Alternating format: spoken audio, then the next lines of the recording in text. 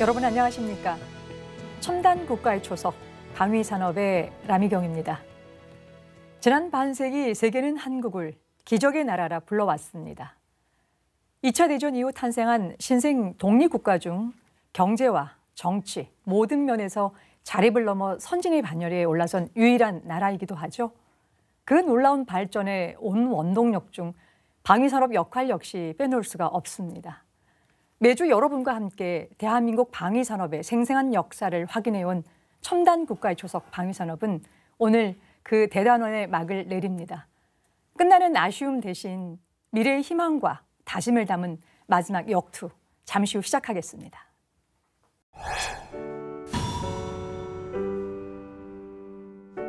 방산비리라는 용어는 이제 사용을 안 했으면 좋겠다.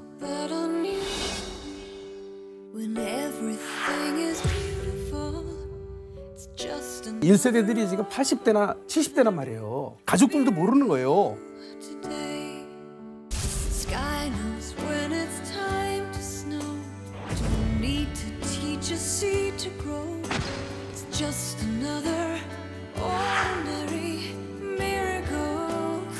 꼬리에 꼬리를 무는 아름아름 하는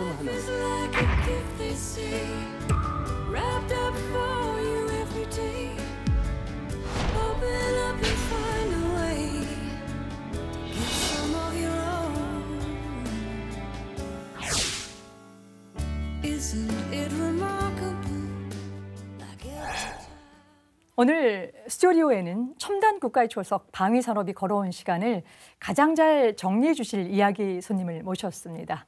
우리 프로그램의 초대 프로듀서였고 가장 오랜 기간 첨단 국가의 초석 방위산업을 연출해 주셨던 김선덕 감독 모셨습니다.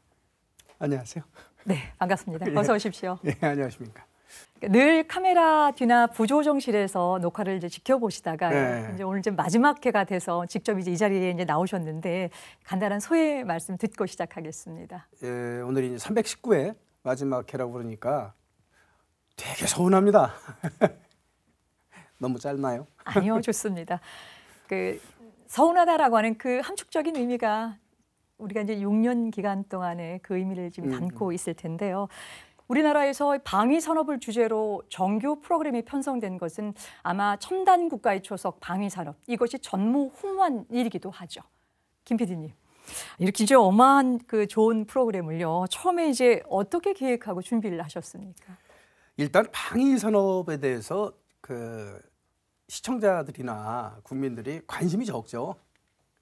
그러다 보니까 다뤄봐야 방위 산업 역사는 지금 50년인데. 다뤄봐야 50분짜리 하나 만든다든지 아니면 50분짜리 프로그램을 두 개, 그러니까 2부작으로 만들고 만단 말이에요. 그리고 우리가 정말 충격을 받아야 될 게 뭐냐면 지금 우리가 1970년대 국방과학연구소, 그때가 1970년 8월 달이죠. 국방과학연구소가 창설이 되고 무기체계 개발, 다시 말씀드리지만 이제 51년째인데 그 장구한 역사 속에서 우리 방위산업 역사, 무기체계를 개발했던 역사가 책으로 나온 게 거의 전무하다고 보면 됩니다. 있긴 있죠. 몇 권이 있는데 전무해요. 역사 기록이 없습니다. 역사 기록, 그러니까 기록을 못하는 그 나라는 멸망한다고 하지 않습니까? 얼마나 기록이 중요한데 왜 이런 기록이 없는가? 이게 우리 방위산업이 출발할 때부터 태생적인 문제예요. 방위산업이라는 단어를 쓰는 나라는 거의 우리밖에 없을걸요. 외국들은 전부 군수산업이라고 쓰고 있지 않습니까? 군수산업인 거예요. 근데 우리만 군수산업이라는 용어를 못 쓴 게 왜 방위산업이라고 했느냐. 당시 우리가 방위산업 그러니까 군수산업 처음 시작하던 1970년 그때 당시에 보면은 예나 지금이나 북한이 있고 그 당시 지금은 이제 중국이라고 하지만 예전에는 중공이라고 그랬잖아요. 그 공산 그 세력들 그리고 구소련 그 공산 국가들이 있었고 그리고 또 뭐 일본 뭐 주변에 있는 국가들도 일본도 그렇고 또 미국이 또 우리한테 그 당시 무기 원조를 했는데 공격용 무기는 절대 안 주지 않습니까? 방어용 무기만 주고. 근데 우리는 스스로 무기를 개발할 능력은 없고 하긴 해야겠는데 여기서 군수산업이라고 얘기를 했다간 사람들이 이제 따가운 눈총이 있지 않습니까? 주변 국가들한테 저 나라가 군수 산업을 일으켜? 그러니까 이제 방위 산업이라고 이거 이름을 지은 거예요. 아니 국가를 방위하기 위한 산업을 하겠다는데 누가 뭐라고 그럽니까? 그래서 이제 방위 산업이란 이름을 졌는데 여기서부터 슬픈 일이 뭐냐면, 그러니까 이름조차도 방위 산업이라고 비밀리에 하다 보니까, 그러니까 우리가 무기 개발하는 거를 비밀리에 하는 거예요. 알릴 수가 없지 않습니까? 그러다 보니까 쉬쉬하면서 무기를 개발하다 보니 이 무기 개발 여기에 종사하신 우리 과학자님들이 음지에 갇힌 자, 그러니까 참 슬픈 게 뭐냐면, 우리 그 교수님이시잖아요. 교수님들이나 우리 과학자들이 낙이 뭡니까? 자기가 공부하고 연구한 실적들을 논문으로 내고 책으로 내고, 이게 낙이잖아요. 자기 업적을 알리고 세상에. 사람들은 그 이름 날리는 거를 일본어로 아는데, 근데 이분들은 낼 수가 없는 거예요. 비밀이지 않습니까? 심지어는 뭐냐 하면 자기들이 근무하는, 그러니까 가족들도 모르는 거예요. 국방과학연구소가 뭐 하는 데지? 집에 갔어도 얘기하면 안 되니까, 비밀이니까. 그러니까 더군다나 뭐 지인들, 친구들하고 말해 뭐 하겠습니까? 그런 얘기를 하시더라고요. 어떤 분이. 그분이 이제 대전 기계창, 사실은 그때 거기서 막 미사일도 개발하고 막 그랬는데, 같이 술을 마시면서 고등학교 동창들이 물어보더래요. 어이 김 박사, 대전 기계창이 뭐 하는 데야? 미사일 개발하는 데라고 얘기할 수 없잖아요. 그러다 보니까 저 전군의 그 트럭들 찝차 이제 고장 나면 갖다가 고치는 데가 기계창이야. 그랬다는 거예요. 그랬더니 학교 다닐 때 공부 잘한 친구가 이러면서, 그러니까 이분들이, 그러니까 비밀 또 비밀이다 보니까, 그리고 심지어는 퇴직을 한 이후에도 얘기를 못 해요. 예. 알지 않습니까? 우리 섭외하면서 얼마나 힘들었어요. 얘기를 안 하는 거예요. 그래서 제가 그분들이 역사를 못 남겼는데, 그분들이 1세대들이 지금 80대나 70대란 말이에요. 이제 거의 돌아가실 때쯤 됐는데, 그래서 이분들한테 그 당시의 역사를 들어야겠다.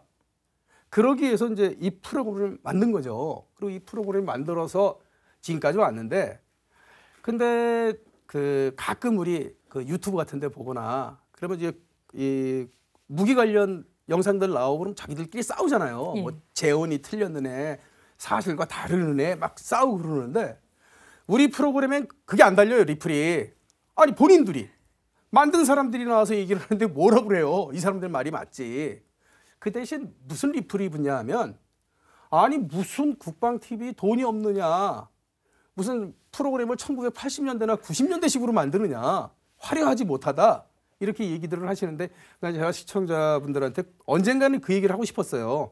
우리는 컨셉 자체가, 기획 의도 자체가 화려한 걸 보여주는 게 아니라 옛날 역사를 보호하기 위한 역사 복원 프로젝트로 이분들을 모셔서 말씀을 나누는 프로니까 좀 양해해 주세요, 이 얘기를 하고 싶었고, 또 우리가 지금 만들고 있는 프로그램이 편당 1편, 그러니까 회당 제작비가 650만 원이에요. 예. 거기 페이드, 그 교수님 페이드 포함돼서 650만 원입니다. 예. 이렇게 적은 예산으로 만들고 있는데, 우리 국방TV가 사실 정부에서 예산을 타다가 만들기 때문에 예산을 풍족하게 쓰지도 못하고 굉장히 열악해요. 어쨌든 저희 기획 의도가 이랬다는 것을 마지막으로 시청자분들에게 이제 좀 호소한다고 할까? 예. 이제 굉장히 궁금했던 사안이고요. 방위 산업이라고 하는 부분들을 이제 우리 국민적인 여러분들께 좀 알려야 됐었었고, 또 방위 산업 생태적인 부분에 있어서 어떤 그런 키울 수 있는, 성장할 수 있는 등간을 갖고서 기획 의도를 시작을 했는데요.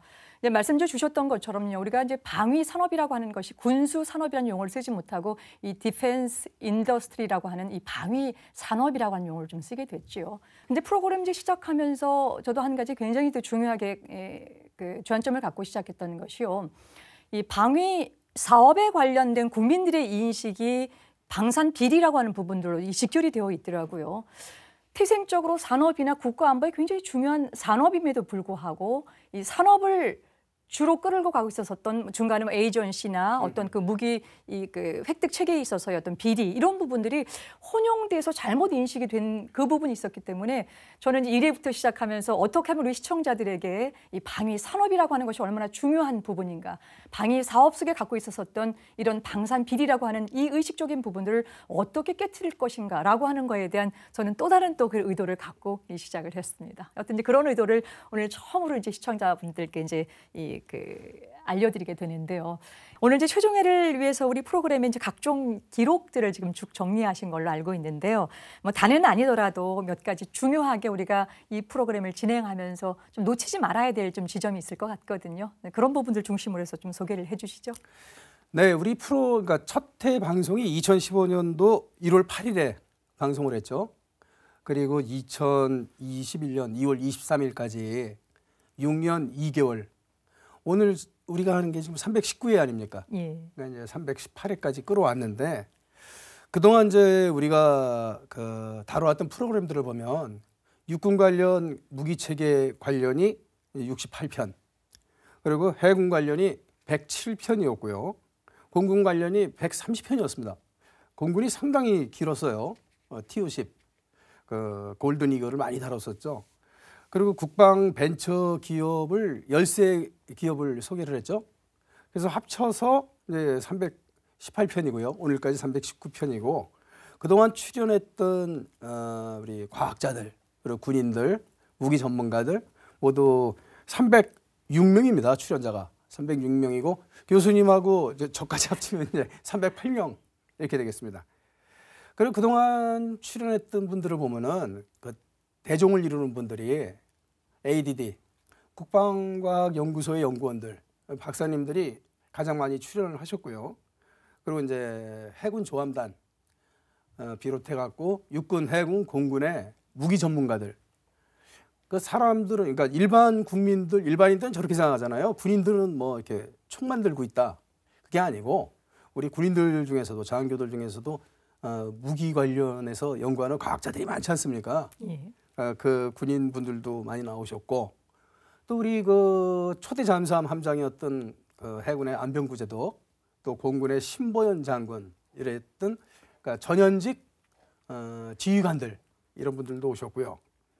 특히 또 대우조선해양, 현대중공업, 한국항공우주산업 카이죠. 그리고 뭐 탈레스, 하나탈레스, 예전에 삼성탈레스였는데 그런 방위산업 업체들, 거기에서 근무하시는 엘리트들이죠. 기술자들. 그분들은 뭐 다 전부 박사님들이시고 그런 전문가들이 오셨고, 그것도 국방연구원에 있는 그 연구원들, 그리고 방산학회장, 국방기술품질원장 이런 이제 방위산업 관련 단체 계신 분들, 그리고 이제 국방벤처기업 대표들, 또 그 전문가들 이런 분들이 오셨습니다. 306명이 오셨고. 근데 아무래도 우리가 50년 무기 개발, 우리가 50년이지 않습니까? 방위 산업 시작하고 무기 개발을 시작한 지 50년이 되는데 그러다 보니까 연세들이 많아요. 오신 분들이. 그래서 평균 연령을 한번 제가 내봤는데 깜짝 놀란 게 65살, 65세. 제가 올해 61세인데 하긴 뭐 그동안 출연했던 분들 전부 다 형님이라고 불렀던 것 같아요. 65세였고, 그러니까 굉장히 우리 국방TV에서 다른 프로그램들에 나오신 출연자들에 비해서 엄청납니다, 나이가. 일단 거의 한갑 이상이니까. 그분들 중에서, 그러니까 패널들 중에서 가장 연세가 많았던 분이 제가 보니까 백영훈 박사님. 그 과거에 1960년대에 대통령 경제고문을 하셨고, 그리고 70년대에 중화학공업추진위원회 위원장을 하셨던, 그러니까 전형적인 테크노크라트죠. 경제 관료시고 박사님이시고, 또 우리나라 그 외국 유학 1호 박사님이시죠. 독일 유학 갔다 왔던 백영훈 박사님이 1930년생이시니까 92세 우리 나이로 그렇게 되네요. 지금 대충 정리해 보니까 그렇더라고요. 그 비행기를 불어병에 탔어요. 탔더니 민간인 몇 사람 안 타고 서울에 있는 독일 군인들이, 이제 미국 군대가 장병들이 휴가를 가요, 홍콩으로. 예. 그 휴가 장병들이 잔뜩 타고 가고 민간인 몇 사람 없는데 저도 그 안에 끼어서 갔습니다. 1957년 7월 여의도 비행장.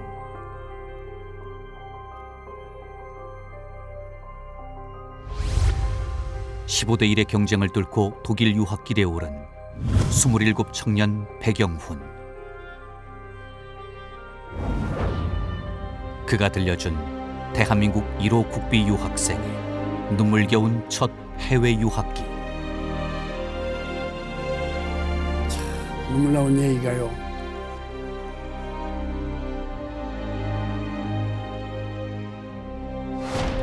사흘 동안 바나나만으로 버틴 대한민국 1호 국비 유학생.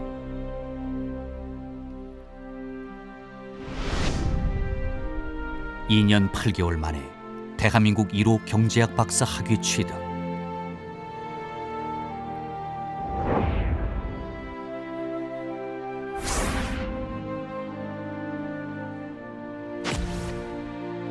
백영훈 원장 모시고 이야기 나누는 시간 마련했습니다.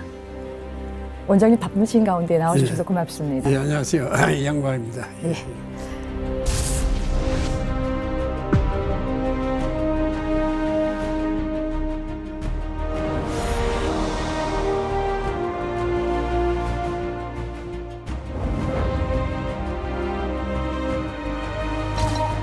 전쟁이 한창이던 1950년 가을, 현지 임관으로 공군 장교가 된 이원복.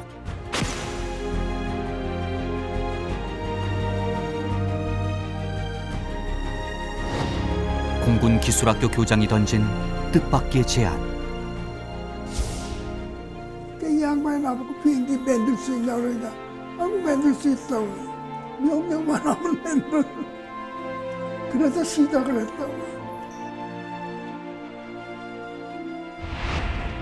고장난 전투기를 수리하던 정비장교.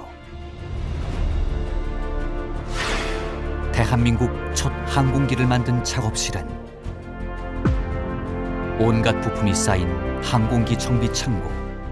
그런데 이제 문제는 설계를 어떻게 했냐면 내 손아귀에 있는 부속 물건 자재를 두고 했다고. 그 자재는 전부 군사원조로 들어오는 비행기 수리용 자재로. 그러니까 전부 비행기에 쓰는 자재가 창고에 갖다 있으니까 그거 보고서 있는 거 가지고 말하자면 설계를 한 거죠. 환경은 고물창고였지만 이원복의 꿈은 원대했다. 정비창고에서 밤을 새운 지 꼬박 넉 달. 1953년 10월 11일 사천 공군기지에서 첫 번째 시험 비행.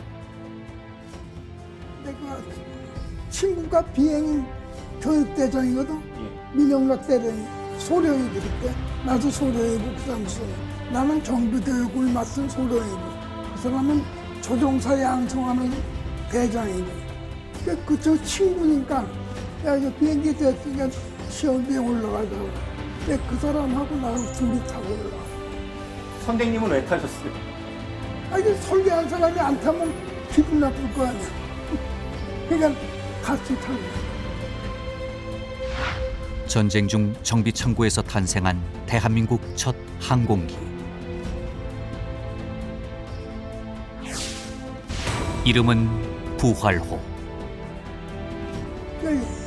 이게 부활이 의미가 많잖아요. 우리나라가 6.25 때 다 부서졌으니까 빨리 부활하라 그런 뜻도 있을 거고.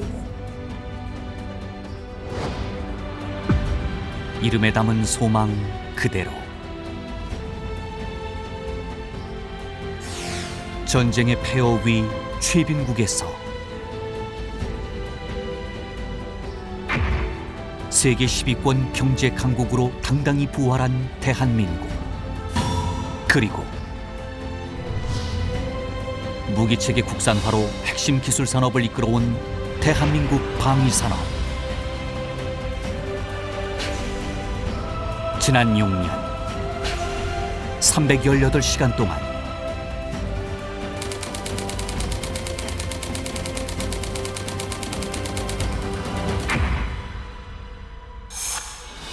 306명의 주인공이 들려준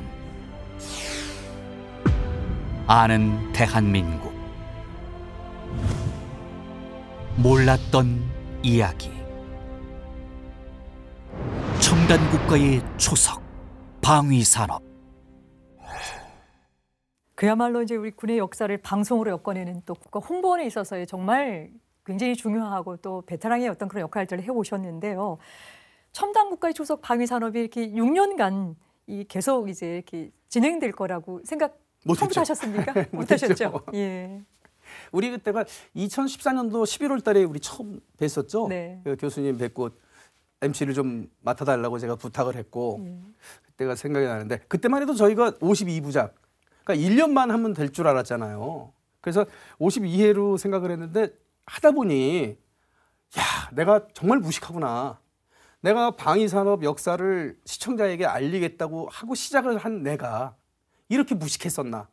52회 갖고는 뭐 이건 안 되겠더라고요. 그래서 우리 스태프들 여기 박대필 작가 우리 만나서 회의했었잖아요. 예. 100부작으로 늘려야겠다.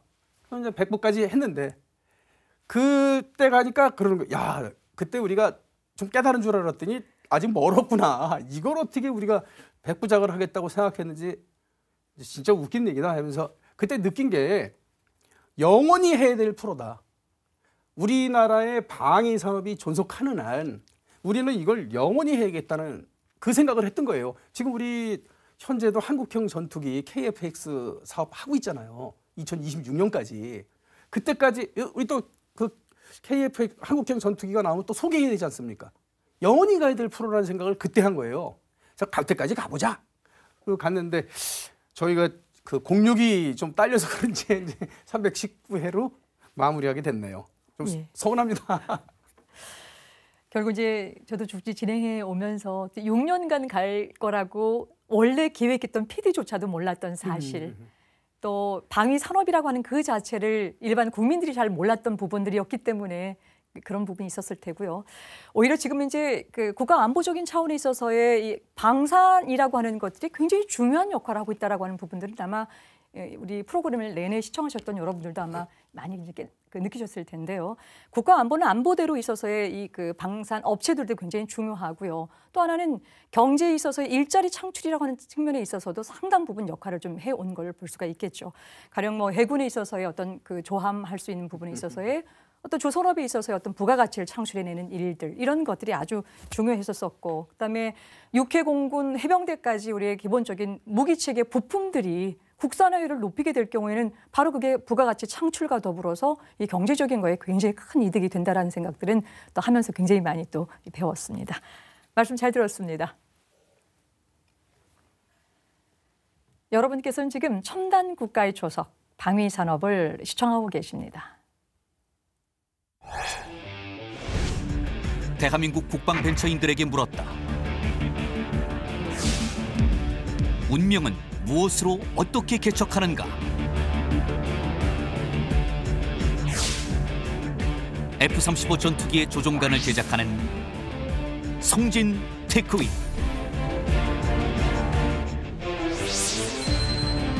완성 총기류와 총기류 부품을 생산 수출하는 다산기공. 국내 최초 세계 세 번째로 4세대 레이저 개발에 성공한 무리기술 주식회사.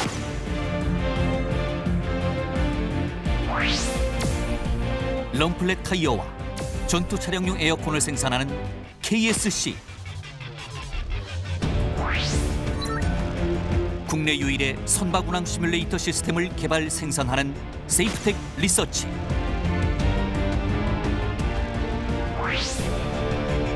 드론과 LED 조명의 융합, 조명탄을 대체할 서치라이트 드론을 개발한 태경전자.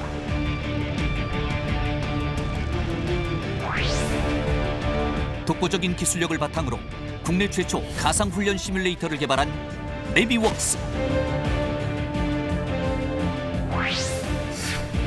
40년간 국방 분야 핵심 부품 3,153종을 국산화한 연합정밀.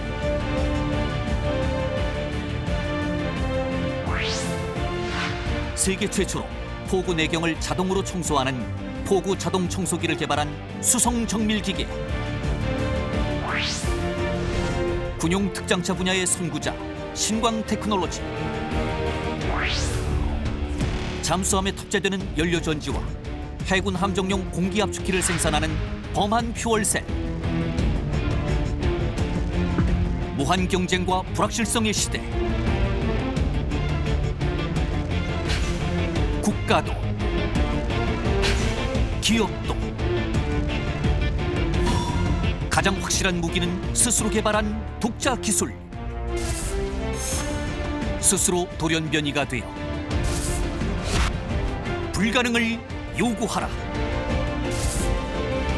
그것이 지난 반세기 대한민국 방위산업이 살아온 방식이며 새로운 시대 첨단 국방과학 기술이 걸어갈 길이다. 여러분은 지금 첨단 국가의 초석 방위산업의 319번째 시간을 함께하고 계십니다. 사실 무기 체계를 소개하거나 개발사를 조금씩 다루는 콘텐츠가 저희 프로그램에 상당히 좀 많이 있었는데요. 근데 그런 콘텐츠 대부분은 몇 명의 고정 출연자들을 위주로 제작되곤 했죠. 그런데 첨단 국가의 초석 방위산업은요, 319회를 방송하는 동안 중복 출연을 제외하면은 저 포함해서 306명의 패널이 출연을 했습니다. 이제 그런 면에서 굉장히 대단한데요. 국가연이든 방산 업체든 간에 또 각군의 무기 체계를 이렇게 다뤄왔었던 이 최고의 권위자들을 이 자리에 계속 모셨었어요. 정말 다른 프로그램 PD들이 부러워할 정도로 그런 권위자들을 많이 모셨는데요. PD님, 어떻게 그렇게 그런 섭외가 가능했습니까? 가장 힘든 게 뭐냐면 이 무기 체계를 누가 주도해서 어떤 사람들을 데리고 일을 했느냐를 어떻게 알아요, 우리가. 비밀인데 알 수가 없잖아요. 그래가지고 그걸 알아내려고 이제 국방과학연구소에다가 이제 전화 걸어서 물어보면 알려줍니까? 안 알려주죠. 그러니까 사방팔방에 막 알아봐서 이제 한 사람 알아내요. 근데 그분들이 1세대, 1.5세대 이러니까 퇴직을 하잖아요. 지금 70대 아무리 어려도 60대 후반이란 말이에요. 그러니 그 퇴직자를 전화번호 알려달라고 그러니까 국방과학연구소에서 정보를 본인 허락 없이 어떻게 유출을 하느냐.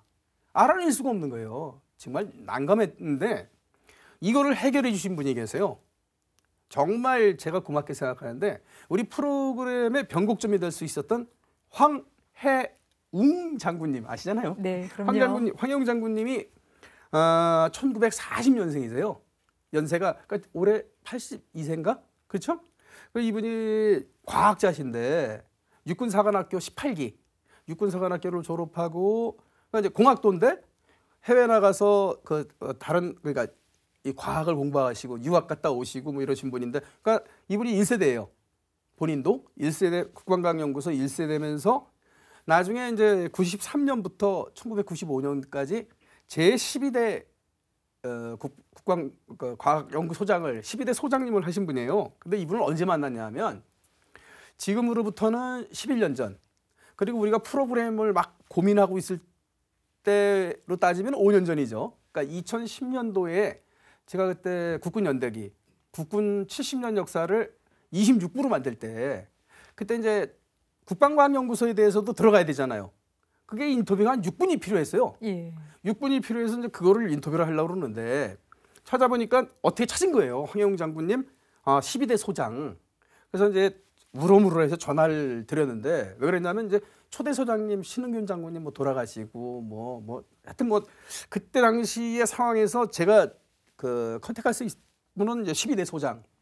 그래서 황 장님한테 전화를 드린 거죠. 또르륵 해가지고 누구시오?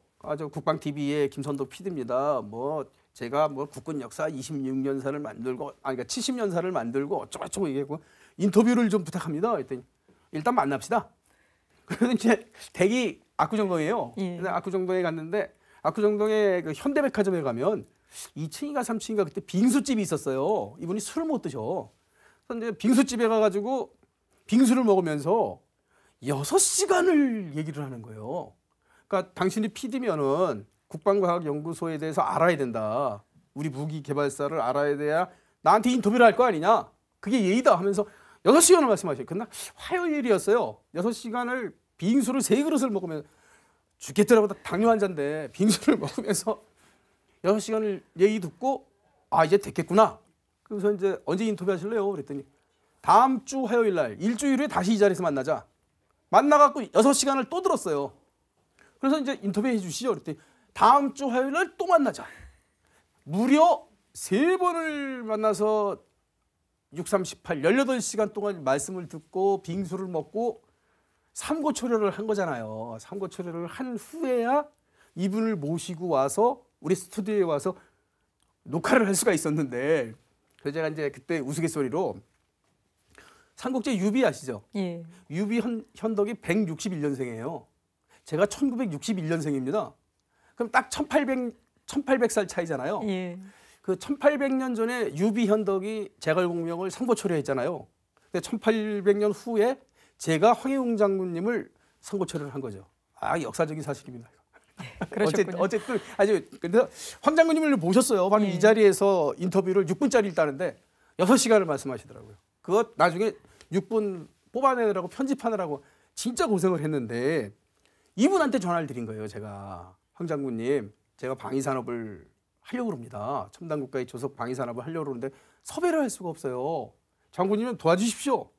이분이 또 화끈하게 알았어. 내가 해줄게. 그래서 이분이 많은 분들을 소개시켜줘서 그러니까 우리가 어떤 식으로 했냐면 꼬리에 꼬리를 무는 영어 단어 뭐 이런 책이 있었잖아요. 예. 꼬리에 꼬리를 무는 아름아름하는 황 장군님이 소개시켜주면 그분 만나고 그분이 또 누구 소개시키면 또 만나고 같이 만났잖아요. 막 이러면서 306명을 우리가 만날 수 있었던 거죠. 가족같이 지냈고 또 항상 만나서 대화를 나누고 그러니까 방송에 이리 오세요 그런 게 아니라 오시기 전에 미리 만나서 대화를 나누고 술 한잔 마시고 또 오고 뭐 이랬던 가족적인 분위기 진정성이 있었기 때문에 306명이 오지 않았는가 그렇게 생각합니다. 정말 중요한 포인트를 좀 주신 거잖아요. 결국 이제 사람이 하는 일이고 이전에 어떻게 관계를 맺어놨느냐라고 하는 것이 이제 중요하게 우리 황해웅 장군님을 이제 기점으로 해서 중요한 코가 한 곳이 이제 풀리기 시작을 했는데요. 306명이 넘는 출연진들이 이제까지 이 자리를 거쳐 가셨었는데 우리 이제 김 PD님께서 직접 프로그램을 제작했던 입장에서 기억에 남는 분들 뭐 많겠지만 뭐 몇 명만 좀 추려보시면 어떤 분이 생각이 나세요? 3태를 얘기하겠습니다. 예. 3태. 그 3태 하니까 이제 무슨 얘기냐 할지 모르겠는데 공교롭게도 세 분이 다 함자에 태자가 들어가잖아요. 예. 육군의 조남태, 해군의 송준태, 공군의 조태환. 이 세 분이 이제 3태인데 여기서 잠깐만 우리 그 방산 우리 역사를 좀 보면은 우리가 1970년대에 방위산업을 막 시작할 때 그러면 그 당시에 1세대 국방과학연구소 1세대를 보면은 서정욱 박사님이 1934년생이고 구상해 박사님이 1935년생입니다. 이분은 해군사관학교 11기 출신이고 예. 이경서 박사님이 1938년생이에요. 요 분들이 1세대입니다. 근데 대부분 그 1세대들은 육군사관학교, 공군사관학교, 해군사관학교 출신의 과학자들이었어요. 현역 군인의 신분으로 과학자로서 국방과학연구소에 파견 나와서 무기를 만든 분들입니다. 자, 이분들이 1세대들이고 그리고 이제 번개 사업을 성공리에 끝난 다음에 본격적으로 무기 개발에 들어갔을 때 이제 뽑아요, 민간인들을. 예. 뽑는데 뭐 지금이나 마찬가지지만 서울대학 출신들이 많이 오죠. 이제 민간인들을 뽑았는데 이분들이 그러니까 1세대들하고 한 10살 차이가 나요. 그래서 이분들이 1.5세대입니다. 그러니까 1세대들이 팀장을 할 때 말단 연구원으로 막 신입들 막 모집해서 들어왔던 사실 1세대나 마찬가지인데 1.5세대들이 들어오는데 이분들이 이제 1945년생, 1946년생이래요. 근데 제가 말씀드렸던 그 3태, 이 3태가 바로 그 1.5세대들입니다. 근데 그 같은 또래들이죠. 45년생, 46년생. 근데 공교롭게도 이 세 분들이 두각을 나타냈고 이 세 분이야말로 그러니까 1세대는 사실은 이제 팀장쯤에서 명령을 내리는 거고 실제로 그 실무자들은 1.5세대들인데 지금 우리 방위 산업의 굳건한 토대를 만든 분들이 이 3태예요. 이건 정말 국방과학 우리 연구에서 이 세 분을 잊어서는 안 되는데 근데 이 조남태 박사님은 육군 쪽 이분이 K200 장갑차 개발 단장을 했고요. 우리 한국형 전차 개발 단장을 했어요. 그 전차를 개발했기 때문에 지금 K2가 지금 굴러다니고 있는 겁니다. 이 육군 쪽에 이거고요. 그다음에 송준태 박사님은 해상무기 체계 개발 본부장이었어요. 그러니까 이분들이 비슷한 시기에 그 조태한 박사님은 제3연구개발본부장인데 이 제3연구개발본부가 항공무기체계 본부장이란 얘기입니다. 그러니까 얼마나 아름답습니까? 육군의 조남태, 해군의 송준태, 그리고 그 공군의 조태환 이 세 분들이 나란히 우리나라 무기체계의 토대를 닦았고 지금도 활발하게 은퇴를 했죠.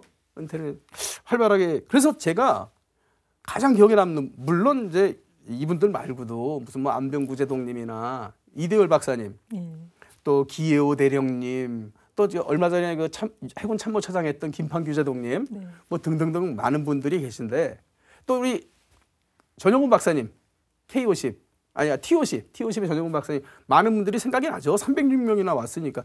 근데 가장 기억에 남는 분이 쓰리태 이 세 분, 예. 조남태, 그러셨군요. 송준태, 조태한 세 분입니다. 아주 평화롭고 그날 날씨도 무척 좋았었거든요. 폭발인가? 뭔가 이건 뭐지? 새해 부닥쳤나 뭐지?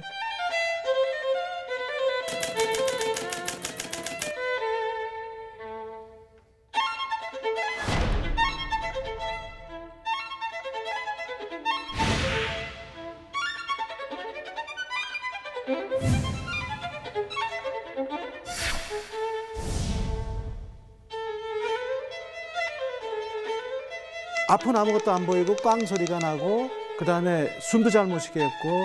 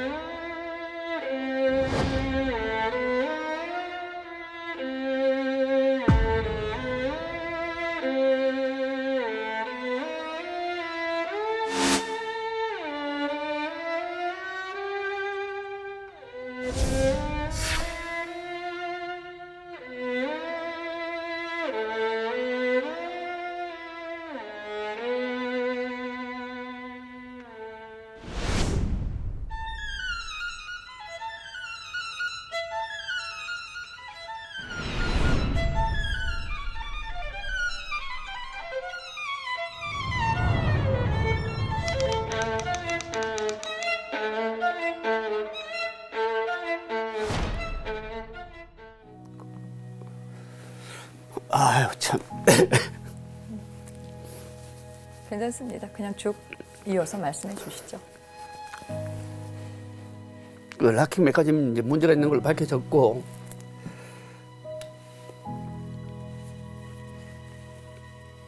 저는 이 이야기 할 때마다 이렇게 제가 눈물이 많이 납니다.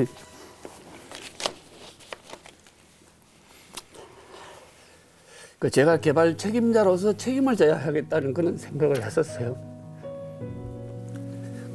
그 이유는 우선 이제 대한민국 최고의 그 최초의 시험병 조종사를 희생시킬 뻔했다는 그런 그 자책감이 강했고, 두 번째로 이제 겨우 이제 기지개를 펴는 우리나라 항공산업을 위기에 빠뜨리는 내가 장본인이 됐다는 그런 이제 자책감이 굉장히 강했죠. 그래서 이제 사표를 써야 되겠다 이제 마음을 먹고 사표를 썼고, 이제 그때 당시 조태한 본부장님한테 제출하니까 이제 본부장님께서는 그거보다는 이 사태를 해결하는 것이 우선이다 해서 이제 사표를 반려를 받고, 그때부터는 이제 저도 이게 사건을 해결하는 것, 사고를 해결하는 것이 더 우선순위가 높다는 생각을 하고, 그때부터 말하자면 이제 밤잠 안 자고 설계 개선 업무를 했고, 또 이 자리를 빌어서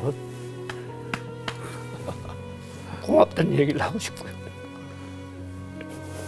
이상입니다.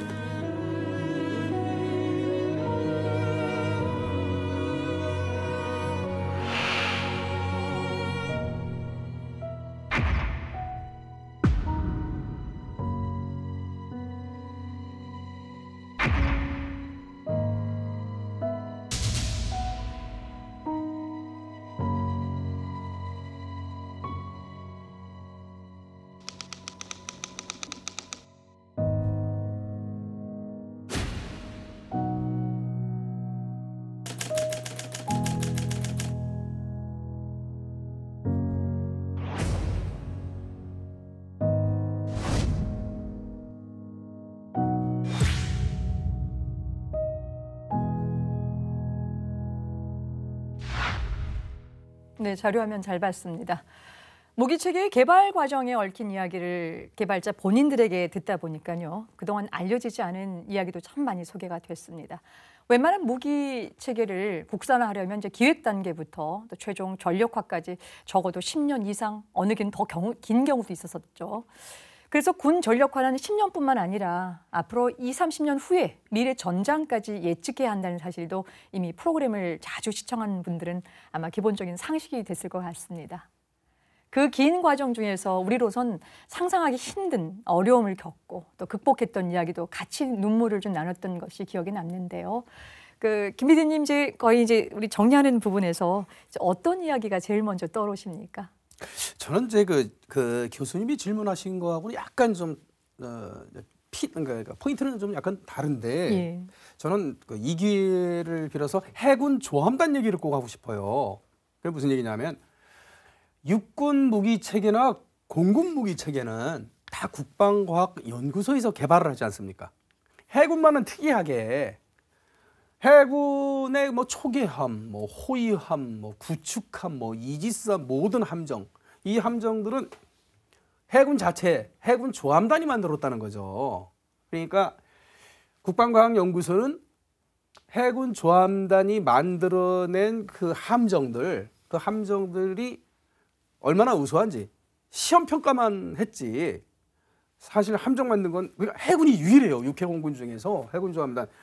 우리 해군 조함단 분들 많이 오셨잖아요. 뭐 심희섭 제독님, 뭐 정재수, 뭐 등등등 오셨는데 정말 좋은 제도였던 것 같아요. 왜냐하면 물론 이제 그 함정들을 그 대우조선 해양이나 현대중공업 이런 데서 만들어내지만 거기는 이제 일반 배를 만든 분들이니까. 근데 함정하고는 얘기가 다르잖아요.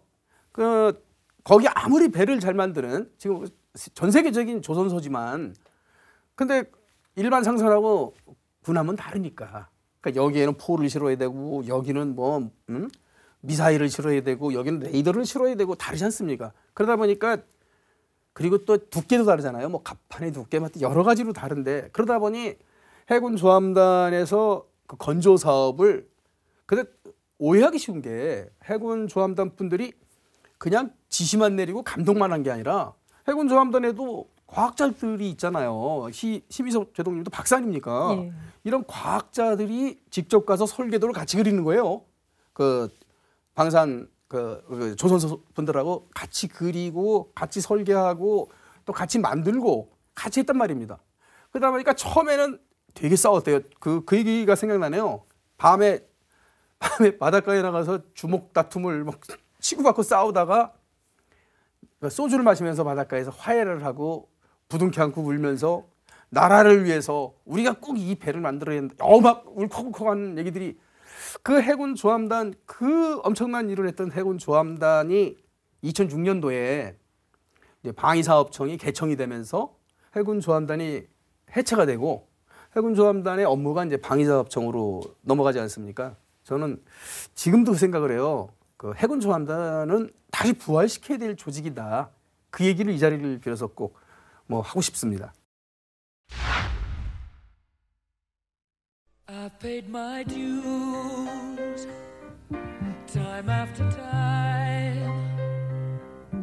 I've done my sentence but committed no crime. And bad mistakes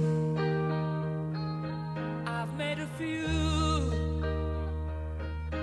I've had my share of sand kicked in my face, but I've come through. And I need to go on.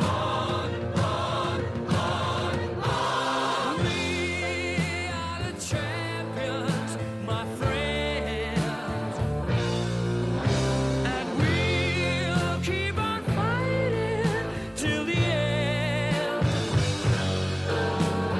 We are the champions. We are the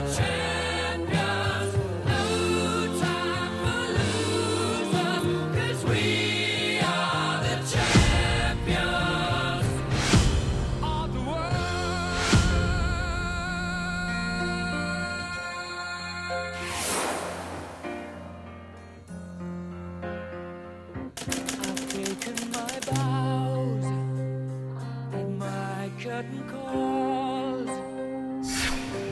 You brought me fame and fortune and everything that goes. I thank you all, but it's been no bed of roses, no pleasure cruise. I consider it a challenge before the whole human race, and I ain't gonna lose.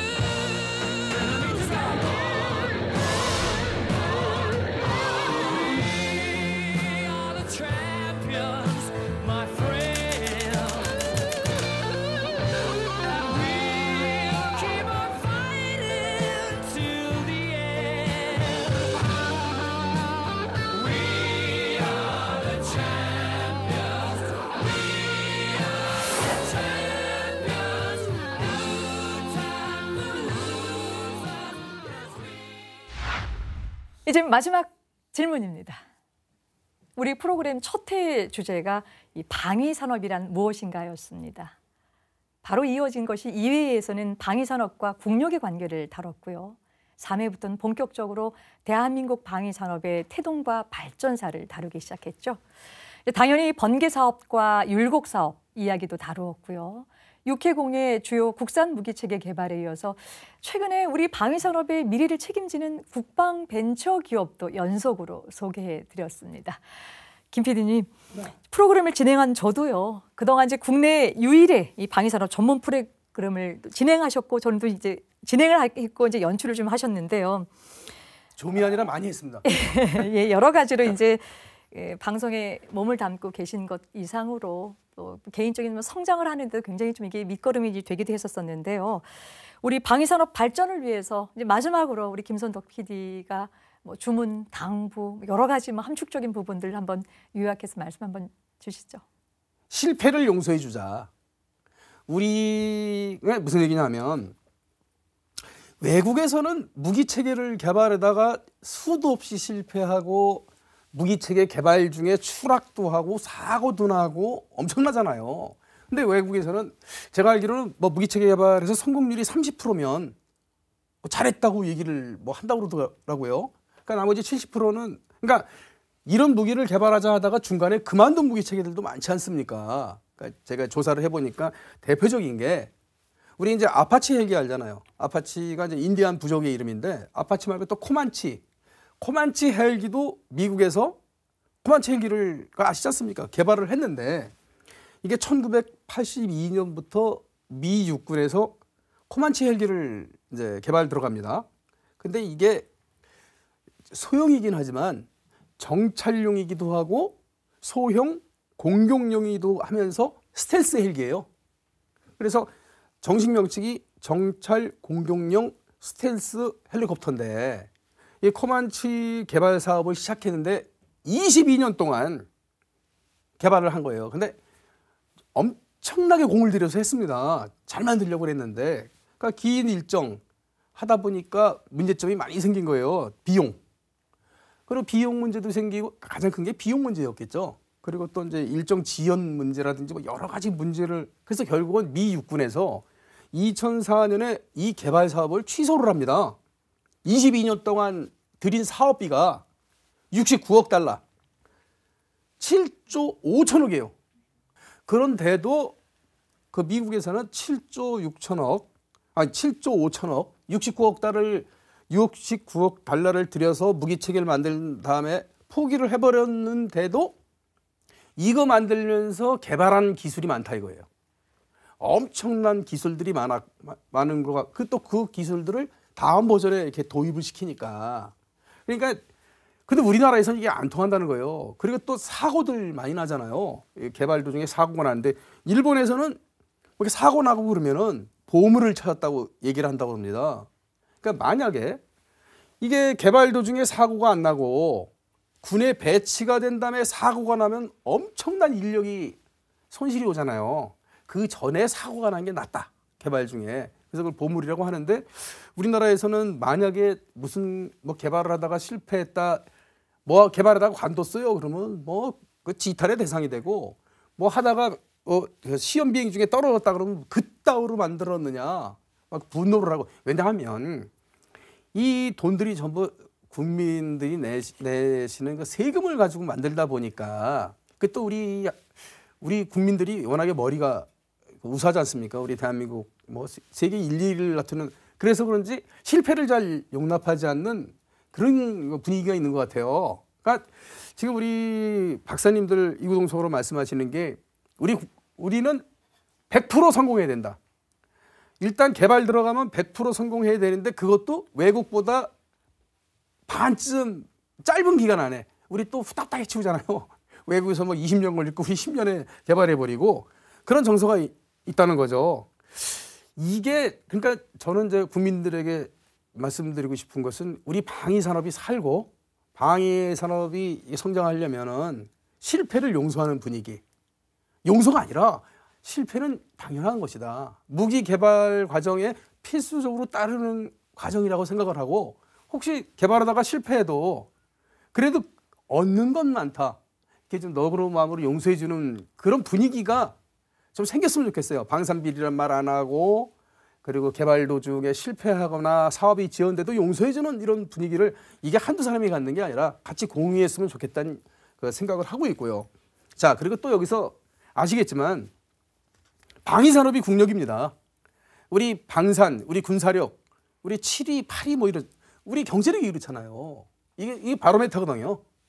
그러니까 그리고 사실은 우리가 50년 동안 무기 개발하면서 얻은 기술로 민간 기업에 줘서 삼성 뭐 엄청나게 그러니까 결국은 우리 산업도 그래서 우리 제목이 첨단 국가의 초석 방위산업이었던 건데 방위산업은 국력입니다.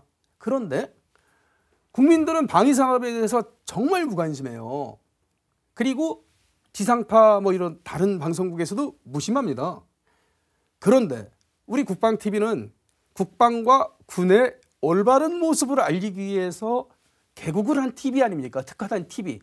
우리가 하는 일이 군을 알리는 일이지 않습니까? 우리는 얼마든지 되잖아요. 그래서 저는 이 방위 산업의 중요성을 알리는 프로그램을 우리 국방TV에서 제 후배들이 우리 후배 PD 여러분들이 계속 개발을 해서 계속 영원히 forever하게 이런 방위산업 관련 프로그램을 했으면 좋겠다. 저는 우리 국방TV에 부탁을 드리겠습니다. 예. 마지막으로 참 중요한 말씀 이제 주셨죠. 국민적인 사기 진작, 업체 방산인들의 어떤 끊임없이 도전하려고 하는 그런 것들 기회를 좀 열어줘야 된다라고 하는 이런 부분들.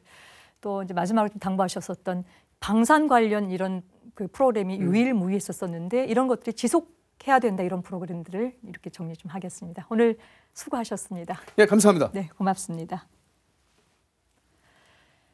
자주국방의 의지를 갖고 번개 사업으로 출발한 한국 방위산업은 그간 육해공군 해병대에 이르기까지 다양한 무기체계의 국산화율을 높이고 또 4차 산업혁명을 바탕으로 해서 새로운 개념의 전장에 대비하기 위해서 혁신과 혁신을 거듭해 왔습니다. 비록 우리가 세계 방산 시장의 후발주자로 나섰지만 현재 전 세계 전역에서 다크호스로 활약하고 있는 모습은 프로그램 내내 시청자 여러분께서 직접 눈으로 확인하셨을 것입니다. 국가안보의 초석이 되는 방위산업은 앞으로도 지속적으로 발전할 것입니다. 정부의 아낌없는 지원, 방산인들의 끊임없는 땀과 노력과 눈물, 여기에 더 중요한 것은 시청자 여러분들을 포함해서 국민 여러분들의 방위산업에 대한 인식의 변화가 그 원동력이 될 것입니다. 첨단 국가의 초석 방위산업은 오늘로 마지막 장을 닫겠습니다. 그동안 우리 프로그램을 통해 소중한 증언과 진심 어린 충언을 들려주신 모든 방산인 여러분께 감사와 응원의 말씀을 전합니다. 무엇보다도 300시간이 넘도록 과분한 사랑으로 함께해 주신 시청자 여러분께 제작진 모두의 마음을 담아 감사의 인사를 드리겠습니다. 여러분 고맙습니다. 지난 6년 동안 라미경이었습니다.